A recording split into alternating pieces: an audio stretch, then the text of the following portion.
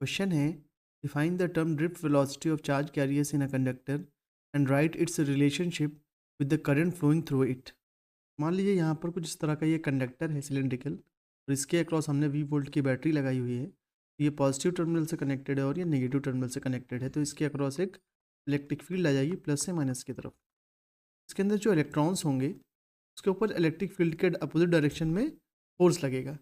लेकिन इसके अंदर सिर्फ इलेक्ट्रॉन्स नहीं होंगे, इसके अंदर ये एटम्स भी होंगे, ठीक है, जिससे इलेक्ट्रॉन्स कोलाइड करते हैं। तो इलेक्ट्रॉन्स का मोशन इसके अंदर कैसा होता है? जिगजैग मोशन होता है, कुछ इस तरह का। जिगजैग मोशन करते हुए ये आगे बढ़ते हैं, तो इनकी स्पीड तो बहुत हाई होती है, लेकिन ऐसे कोलिजन्स की वजह से ये आगे जो बढ़ते हैं वो बहुत स्लो स्पीड से बढ़ते हैं, ठीक है। तो अब ये जो आगे बढ़ रहे हैं जिगजैग मोशन करते हुए, इसकी वेलोसिटी जो होगी उसी को हम क्या बोलते हैं? उस एवरेज वेलोसिटी को क्या बोलते हैं हम?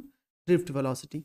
यहाँ पर मैंने डेफिनेशन लिख रखी है, when an electric field is applied across a conductor then the charge carriers that is electrons inside the conductor move with an average velocity which is independent of time, और ये टाइम पर depend नहीं करता है।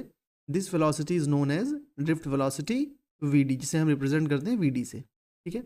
आगे question बोला है कि and write its relationship with the current flowing through it. Formula क्या होता है? I is equals to n e A into v d. यहाँ पर आई तो हो गया करंट, वी डी हो गया ड्रिफ्ट वेलोसिटी, और एन क्या होता है? Charge carrier density.